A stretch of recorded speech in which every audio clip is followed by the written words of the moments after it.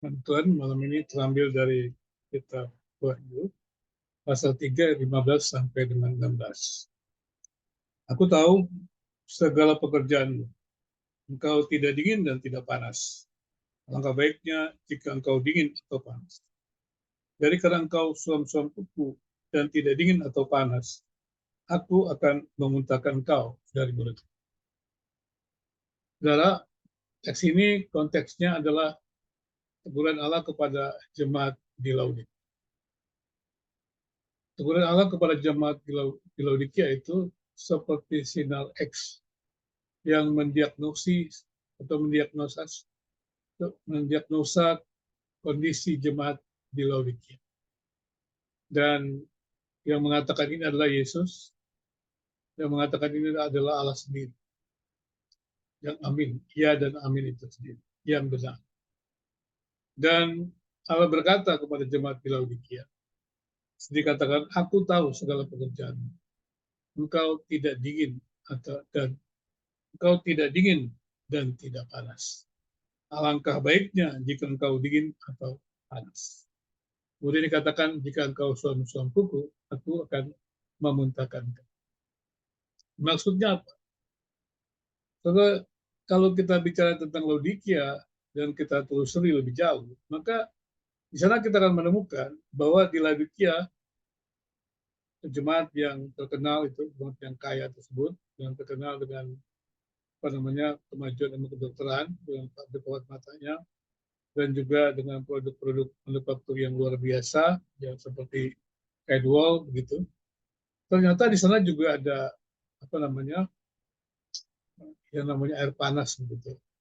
Air panas yang menjadi ciri khas di tempat sana. Demikian juga ada yang namanya air murni yang dingin.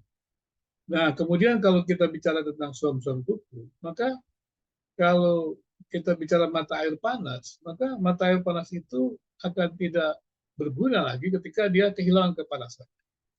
Demikian juga ketika kita bicara air murni yang dingin, ketika itu tidak lagi atau kehilangan dinginnya, maka dia tidak lagi berguna lagi.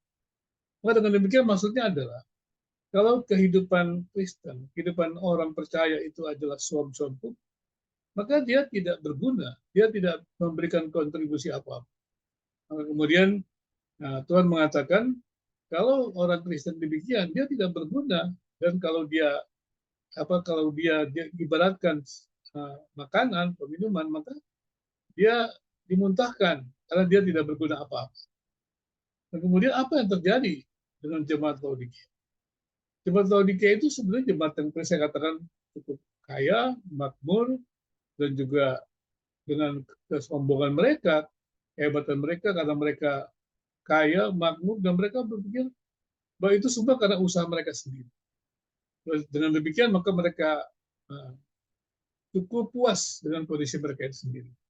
Jadi ada banyak kita ini puas dengan kondisi kita sendiri. Ada banyak gereja puas. Mungkin dengan kekayaannya, mungkin dengan prestasinya, dengan suksesnya. Dan kemudian kita berpikir itu semua karena kita. Padahal itu semuanya adalah karena anugerah Tuhan. Dan kalau kita berada dalam kondisi seperti itu, jemaat yang suam-suam kuku, maka kita katakan juga dengan jelas bahwa jemaat seperti itu, atau kalau kita seperti itu, maka kita menjadi orang yang kehilangan gairah, kehilangan semangat. Kalau kita menjadi orang Kristen yang kehilangan semangat, kehilangan gairah, maka kita tidak berkontribusi. Kita puas dengan diri kita puas dengan gereja kita puas dengan pekerjaan kita puas dengan segala sesuatu yang kita buat, dan kita tidak pernah berpikir tentang banyak orang yang membutuhkan pelayanan-pelayanan kita. Kita tidak bergairah, kita tidak bersemangat untuk membawa terang Tuhan, membawa keadilan, kebenaran. Itulah sebabnya kemudian akibat daripada kita tidak terbakar hati untuk memegang nilai-nilai kebenaran itu, maka kita tidak bisa juga menjadi orang yang menegakkan kebenaran. Jadi orang-orang yang suam-suam kuku, maka dia tidak jelas, tidak berkontribusi, tidak punya posisi. Nah, seharusnya kalau jemaat Tuhan kehilangan kondisi seperti itu, kebergantungan dengan Tuhan, kehilangan hati yang terbakar, gairah, semangat untuk melayani Tuhan, maka dia juga akan kehilangan semangat untuk memelihara nilai-nilai yang benar, nilai-nilai yang adil. Maka kita menjadi tidak peduli dengan nilai-nilai yang adil dan benar, menjadi tidak peduli dengan segala penyimpangan, menjadi tidak peduli dengan persoalan-persoalan dunia yang ada. Itu namanya kita tidak berusaha menjaga, memelihara nilai keadilan.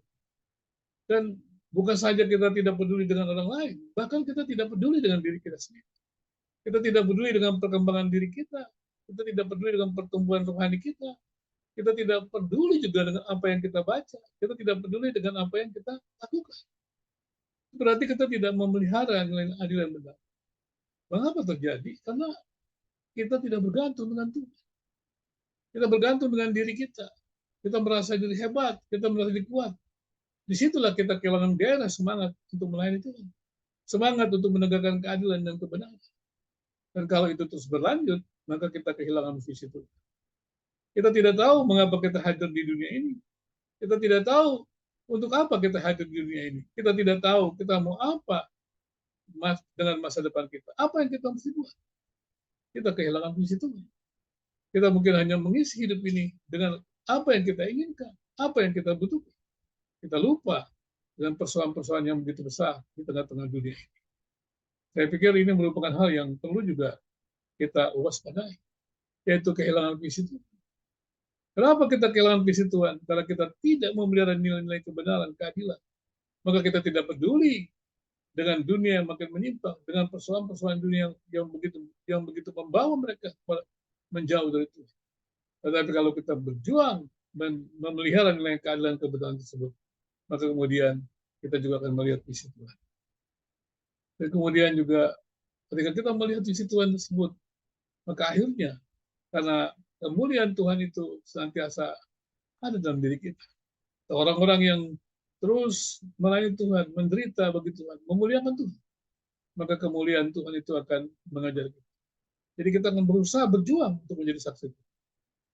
Jadi saudara, kalau kita melihat ini, persoalannya adalah mengapa terjadi kehilangan gairah semangat untuk melayani Tuhan. Itu kita lupa untuk terus bergantung dengan Tuhan.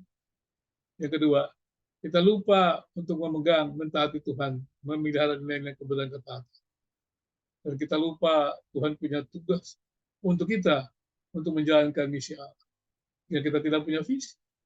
Dan kita lupa juga bahwa kemuliaan Tuhan sudah pergi dari kita.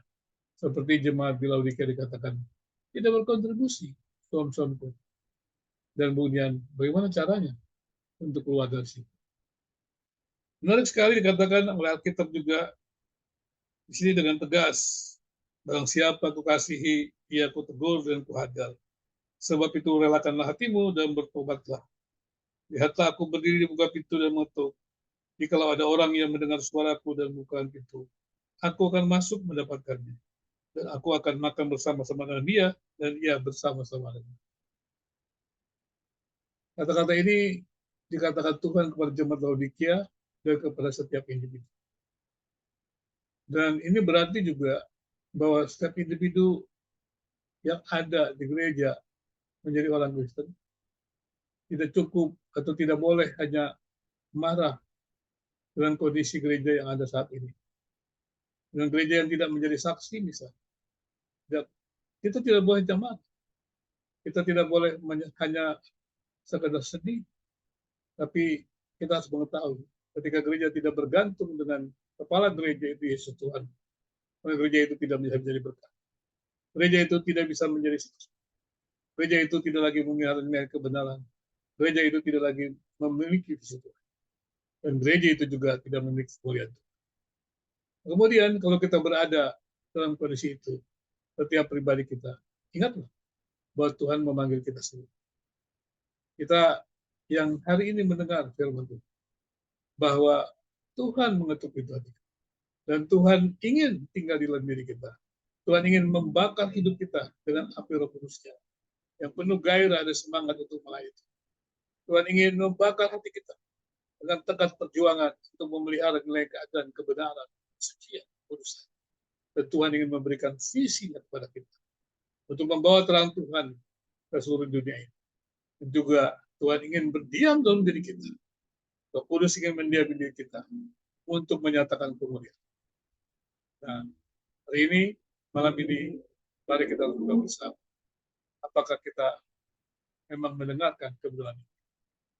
Kita terlalu banyak mengeluh, kita terlalu banyak marah dengan ketimpangan, ketidakbenaran, ketidakadilan. Tapi pertanyaannya, apa yang kita buat untuk menguatkan diri kita, keluarga kita, masyarakat kita?